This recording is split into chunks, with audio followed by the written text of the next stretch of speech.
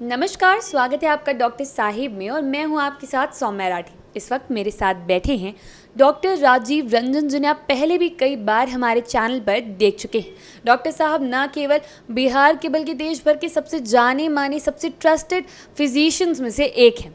आज डॉक्टर साहब से हम आप ही के भेजे गए एक सवाल का जवाब जानने की कोशिश करने वाले हैं। कई लोगों की तरफ से इस सवाल किया गया था कि अगर अचानक से बीपी किसी का बढ़ जाता है तो उससे क्या करना चाहिए, उस परिस्थिति में क्या कदम सबसे पहले उठाए जाने चाहिए कि सिचुएशन जो है कंट्रोल में आ जाए और स्वास्थ्य को भी ज़्यादा नुकसान ना हो। सबसे पहले डॉक्टर साहब बहुत बहुत स्वागत है आपका। डॉक्टर साहब, अचानक आजकल के दौर में कुछ भी सेहत को लेकर भरोसा नहीं किया जा सकता है, चाहे वो हार्ट अटैक्स की बात हो, चाहे वो ब्लड शुगर की बात हो। ऐसे में ये समस्या भी बहुत कॉमन हो गई है कि बीपी जो है, ब्लड प्रेशर काफ़ी ज़्यादा अचानक से हाई हो जाता है। ऐसे में अगर किसी व्यक्ति के साथ ये परेशानी होती है तो क्या करना चाहिए उस वक्त? सौम्या जी, अचानक बीपी बढ़ने का तो कोई आधार है नहीं। अगर आप सतर्क हैं, सजग प्रहरी हैं तो बीपी अचानक बढ़ने की गुंजाइश नहीं के बराबर है। प्रहरी कैसे आप सजग होंगे? तो सबसे बड़ी बात है कि अगर आप एक निश्चित उम्र के पड़ाव को क्रॉस कर चुके हैं, जैसे मैं बार बार 40 की बात करता हूँ, अब तो थोड़ा नीचे भी कर लीजिए, तो साल में एक बार अपना ब्लड प्रेशर चेकअप ज़रूर करा लीजिए। अगर थोड़ा भी हायर साइड में है तो चिकित्सक की सलाह में आ जाइए। दवाइयाँ लेने में गुरेज न कीजिए। कई बार लोगों को ये होता है, जो मरीज सब आते हैं, कि डॉक्टर साहब एक बार दवाई ले लेंगे तो ज़िंदगी भर खाना पड़ेगा, अभी हम दवाई नहीं लेंगे, अभी सिर्फ टहलेंगे, अभी खान पान पर करेंगे। हाँ, लाइफ स्टाइल बदलना बीपी के इलाज का पहला सूत्र है, लेकिन दवाइयों से परहेज़ करना, वही जो आप कह रही हैं, कभी कभी अचानक बीपी को बढ़ा देता है। दवाई लेने में परहेज़ न करें, दवाई खाते रहें, और एक बार दवाई खा लें तो बराबर संपर्क में रहें। 1 महीना 2 महीना के बाद ज़रूर बीपी नपवाते रहें। और अगर कभी दवाई मिस हो गया और बीपी अचानक बढ़ गया, तुरंत दवा ले लें। अब जो पहले वाला जो कॉन्सेप्ट था कि जीभ के नीचे डालते थे, एक दवाई होता था निफेडिपिन का, एक कॉमन चलता था, शुरू में हम लोग भी करते थे, अभी भी जो है उसकी परंपरा अब ख़त्म हो गई। अब जो वैज्ञानिक तथ्य आ गया कि जीभ के नीचे रखना वो कभी कभी घातक हो जाता है। अचानक कभी कभी इतना ब्लड प्रेशर गिर जाएगा कि आपको वो घाटा पहुंचा सकता है। दूसरी बात कि अगर ब्लड प्रेशर बढ़ने से कभी हल्का हेमरेज अगर हो गया तो कभी भी बिल्कुल आप 120/80 के चक्कर में न रहें। थोड़ा सा ब्लड प्रेशर का हायर सेट रखें। ये प्रैक्टिकल मैं बता रहा हूँ, व्यवहारिक मूल मंत्र, कि ऐसा नहीं कि कई बार ऐसा होता है कि हमारे चिकित्सक बंधु अगर 160 है, 160/90 है, सिस्टोलिक 160, डायस्टोलिक 90, तो उसको कम करने के चक्कर में अति उत्साही बन के इतनी सारी दवाइयाँ देते हैं और बीपी को कमाने के चक्कर में 110, 180 ले आते हैं। उससे ब्लड परफ्यूजन ब्रेन का घटता है, उससे और ज़्यादा स्ट्रोक की संभावना मतलब उससे और ज़्यादा डैमेज की संभावना बढ़ती है। तो इसलिए ज़्यादा बीपी बढ़ना ये आपकी थोड़ी बहुत अलसाहट को दर्शाता है, थोड़ा बहुत आलस को दर्शाता है, थोड़ी बहुत उपेक्षा को दर्शाता है। अगर आप सजग रहिएगा, दवा खाते रहिएगा, वजन पर ध्यान रखिएगा, खान पान पर ध्यान रखिएगा, डायबिटीज़ पर ध्यान रखिएगा, क्योंकि डायबिटीज़ और बीपी का मैं हमेशा कहता हूँ कि करेला और नीम का संबंध है, दोनों एक दूसरे को तीता बनाने में माहिर है, एक दूसरे को ऊपर करने में। तो इसलिए डायबिटीज़ को कंट्रोल रखिए, वजन को कंट्रोल रखिए, खान पान पर कंट्रोल रखिए, दवाइयों का सेवन कीजिए। ये जो आप कह रही हैं कि अचानक बीपी बढ़ने से आप बहुत हद तक अपने को ठीक रखेंगे।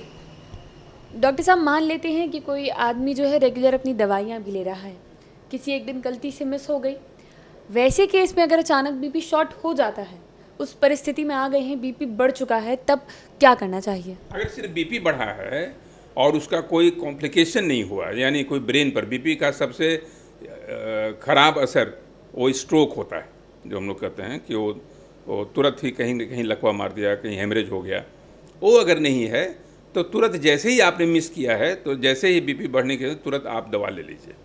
अगर एक टैबलेट से कंट्रोल नहीं हो, उसका पावर बढ़ा के फिर ले सकते हैं, ताकि बीपी आपका नॉर्मल हो जाए।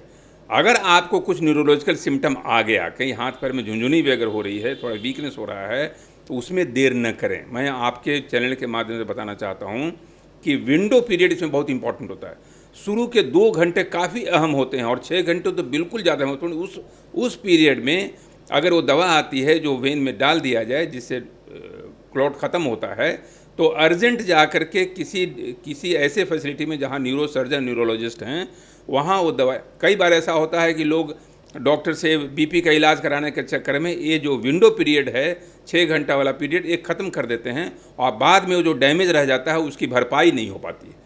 इसलिए आम लोगों से मैं कहना चाहता हूं कि अगर ब्लड प्रेशर के मरीज हैं, हल्का भी हाथ पैर में कमजोरी है, उसमें देर न करें, तुरंत ही सीटी स्कैन एमआरआई कराएं और डॉक्टर के यहाँ जाएं। अगर जल्दी इलाज मिल गया तो आप 100% पूरा एक आम स्वस्थ व्यक्ति की तरह चलते हुए अस्पताल से आएंगे, दौड़ते हुए अस्पताल से आएंगे, कहीं कोई डैमेज नहीं रह जाएगा। नहीं तो फिर सारी ज़िंदगी आपको उसका परिणाम भुगतते रहना पड़ेगा। डॉक्टर साहब, अब एक आखिरी सवाल यही पूछना चाहूँगी कि मान लीजिए किसी को कभी बीपी की कोई शिकायत नहीं रही है, कभी किसी रिपोर्ट में भी कुछ नॉर्मल नहीं आया, ऐसे लोगों को अचानक दिक्कत हो जाती है, तब वो क्या करें? तो अगर आप बराबर अपना सजग हैं, सतर्क हैं और बीपी अपना मेजर करा रही हैं तो स्थिति तो नहीं आएगी। नहीं सर, जो बीपी मेजर नहीं करा रहे हैं, जिन्हें आइडिया भी नहीं है कि ऐसी कोई समस्या हो सकती है, अगर उनके साथ स्थिति बिगड़े तो उन्हें क्या करना चाहिए? उन्हें तो तुरंत किसी चिकित्सक से संपर्क करना चाहिए और तुरंत बीपी की दवाई लेकर के अपने ब्लड प्रेशर को बिल्कुल रेगुलेट करें, नॉर्मल करें, ताकि उनका हार्ट, किडनी, आँख और सारे जो सिस्टम है, जहाँ जहाँ बीपी का, ब्रेन, सारे सिस्टम पर जो जहाँ इफेक्ट होता है उसको कम किया जा सके। क्योंकि बीपी अपने आप में कोई घातक नहीं है। बीपी ऐसा है ब्लड प्रेशर कि वो मल्टी सिस्टम, जो सारे अंगों को जर्जर बनाता है। वो ब्रेन से लेके नीचे आपके सेक्स ऑर्गन को ख़त्म कर देगा, आपके हार्ट को ख़त्म करेगा, आपके ब्रेन को ख़त्म करेगा, आपके किडनी को ख़त्म करेगा। तो इन सारी चीज़ों से अगर आपको बचना है तो तुरंत ही जैसे ही बीपी बढ़ने की बात हो, एक अच्छे चिकित्सक से मिल करके बीपी को कंट्रोल करने की कोशिश करें। उम्मीद करती हूँ कि डॉक्टर साहब की सारी बताई गई बातें आपने ठीक तरीके से सुनी और समझी होंगी। इसी के साथ बहुत जल्द मुलाकात होगी डॉक्टर साहब के अगले एपिसोड में। तब तक के लिए अगर वीडियो को फेसबुक पर देख रहे हैं तो पेज को लाइक करें, यूट्यूब पर देख रहे हैं तो चैनल को सब्सक्राइब करें। कमेंट सेक्शन में आकर आप हमें ये भी बता सकते हैं कि डॉक्टर साहब से आपके क्या सवाल हैं, और अगर आप चाहें तो अपनी समस्या हमें मेल पर भी भेज सकते हैं। धन्यवाद।